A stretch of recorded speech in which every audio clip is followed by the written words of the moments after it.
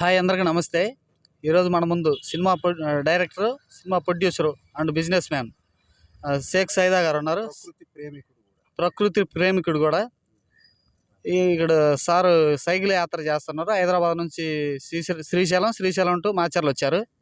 ఒకసారి కనుక్కుందాం. సార్ నమస్తే. సార్ నమస్తే అండి. మీరు ఈ జర్నీలో ఎన్ని రోజులు పట్టింది సార్? నేను ముందు నుండి చెప్తాను.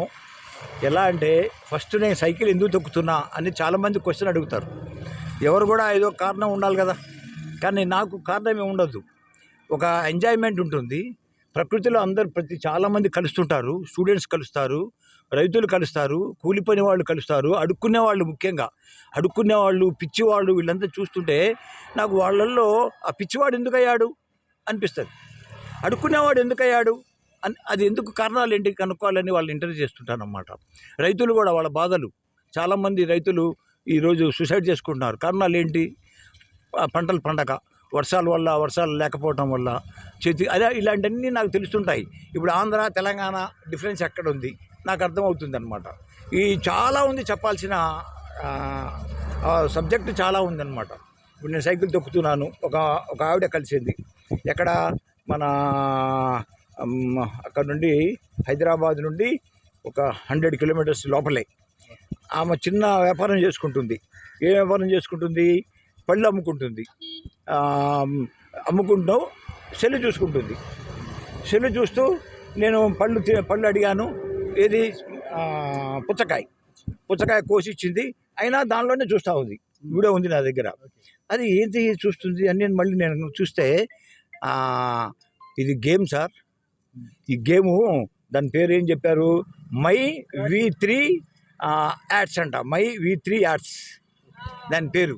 ఏందమ్మా అంటే 360 రూపాయలు కట్టాలి. ఈ కడితే ప్రీమియం కట్టాలి. ఎలా కడతారమ్మా అంటే మా ఊర్లో ఉన్నారు, అక్కడ ఆయన కడితే ఆయనకి ఇస్తారని చెప్పారు. ఎట్లా, ఎందుకు ఇట్లా అంటే నాకు డబ్బులు వస్తున్నాయి అన్నారు. ఎంత వచ్చినాయి అంటే 50,000. సరే, నువ్వు ఎంత ఖర్చు పెట్టావు? బంగారం అమ్మి అంట, బంగారం తాకట్టు పెట్టి 1,20,000 కట్టిందంట. ఆ గేమ్ ఏంది అని చూస్తే వీడియో ఉంది నా దగ్గర. ఆ వీడియో చూస్తుంటే ఆ వీడియో అంట చూస్తూ ఎస్ అనే వస్తుంది. ఆ ఎస్ నొక్కాలంట, అంతే పని. ఎస్ నొక్కుతూ ఉండాలంట. నొక్కుతున్నప్పుడు 12,000 రూపాయలు, 36 రూపాయలు అలా రోజుకి వస్తాయంట. అట్లా ఇంకా దాని తర్వాత ఇది మల్టీ లెవెల్ మార్కెటింగ్. అంటే మనం చేసింది వేరే వాళ్ళకి చెప్పాలి. వేరే వాళ్ళు జాయిన్ అయ్యారనుకోండి, వీళ్ళకి పరిచయం వస్తుంది. ఆమెలాగా చూడండి, ఆమెకి చదువు రాదు. ఇలా సెల్లు ఉండటం వల్ల, నెట్వర్క్ ఉండటం వల్ల ఇలాంటి వాటికి ఎడిక్ట్ అయిపోయి మోసపోతున్నారు. నేను చెప్పాల్సిన ఇది సబ్జెక్టు. ఇలాంటివన్నీ మనకు తెలవాలి అంటే మనం జర్నీ చేస్తేనే, ప్రజల్లో కలిస్తేనే. ఒక్కొక్కళ్ళు ఒక్కొక్క రకంగా పరిస్థితి ఉండదన్నమాట. ఇలాంటి వాళ్ళకి ఏమని చెప్పాలనుకుంటున్నారు? ఇది మోసపోవద్దు, నిజాన్ని తెలుసుకోవాలి. మనం నిజాన్ని తెలుసుకోవాలి. ఇలా ఏదో మనకు వస్తుంది, కష్టపడకుండానే మనకు డబ్బులు వస్తాయి అనేది తప్పు. కష్టపడకుండా ఏది రాదు. ఈ సార్ ఉన్నారు చూడండి, వీరు కొలిమి ఇక్కడ పని పెట్టుకున్నారు, కారాగారం. నాకు చూడంగానే సంతోషం వేసింది. మేము చిన్నప్పటి నుండి బతికింది కొలిం పని మీద. మా నాన్న చేశాడు, మా నాన్న కింద బతికాం. నాకు కళ్ళమ నీళ్ళు వచ్చాయి. అది అలాంటివి, ఇలాంటి సిచ్యువేషన్స్ మనం కావాలంటే రాదు కదా. నేను సైకిల్ మీద వస్తున్నాను, చూసి కొంత దూరం వెళ్ళాను, ఆ బోర్డు చూశాను, మళ్ళీ ఇంటికి వచ్చి మళ్ళీ మాట్లాడుతున్నాను, ఇంటర్వ్యూ చేశాను. అది ఆ తృప్తి అనమాట మనసులో. ఇప్పుడు నేను అక్కడ దోర్నాల్లో బయలుదేరా. అసలు అటుపక్కన చెప్తాను, శ్రీశైలం రోడ్లో చెప్తున్నాను. శ్రీశైలం రోడ్లో నేను వెళ్తుంటే అక్కడ ఏమైందంటే పెద్ద ఎవరు కూడా అంత మాట్లాడేది అవి ఎక్కువ లేదు. జనరల్గా పలకరించేది తక్కువ. కొంచెం ఎక్కడో మాట్లాడతారు, అది ఓకే. తర్వాత అక్కడ రోడ్లు బాగుంది, శ్రీశైలం రోడ్డు. తర్వాత అడవి ప్రాంతంలో అక్కడ నుండి మన్ననూరు దగ్గర నుండి వెళ్ళాలి. మన్ననూరు దగ్గర నుండి అడవిలో వెళ్తున్నప్పుడు బాగా అప్పు. అది టోటల్ 60 కిలోమీటర్స్లో 40 కిలోమీటర్స్ నేను ఓన్లీ నెట్టుకుంటూ వెళ్ళాల్సి వచ్చింది. అంత అప్పులు ఉన్నాయన్నమాట. తర్వాత ఇంకొకటి, అక్కడ నీడ లేదు. అడవినే కానీ చెట్లు, ఇలాంటి చెట్లు, వేప చెట్లు లేవు. సేద తీయటానికి లేదు. అన్ని స్పీడ్ బ్రేకర్లు ఎక్కువ ఉన్నాయి.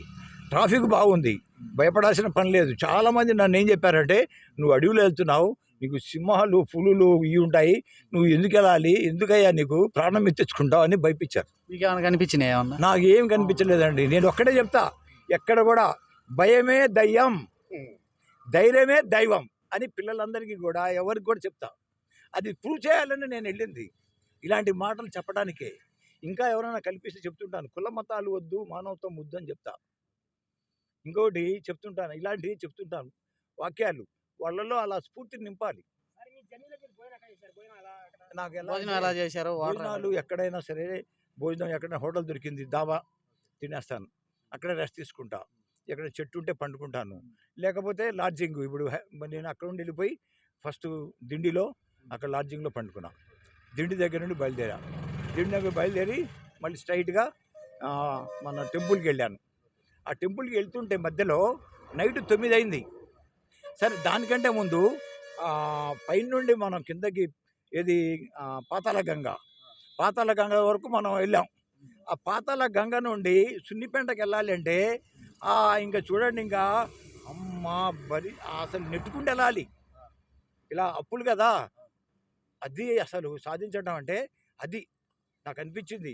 నేను ఫస్ట్ ఎక్కగలనా, అబ్బా ఇంత పెద్దగా ఉంది. ఒక అతను వచ్చి నాకు హెల్ప్ చేయడానికి, సార్ స్కూటర్ అతను, లెగ్ సపోర్ట్ చేయమంటారా అన్నాడు. వద్దులే బాబు అంటే, ఇది చేసిండు వాడు, ఇక్కడ మార్క్ కూడా ఉంది, కొంచెం చేయలేడు. ఇలాంటి ప్రతి వెళ్తున్నప్పుడు ఒక అతను ఏం చేశాడంటే, కొంత చేశాడు, లేదు వదిలేడు సార్ చెప్పా. అది ఎక్కడం అనేది ఒక అచీవ్మెంట్ అండి.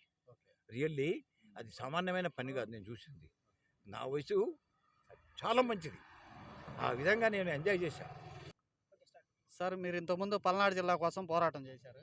అది నాది పుట్టిన గడ్డ, ఇది పల్నాడు పౌరుషం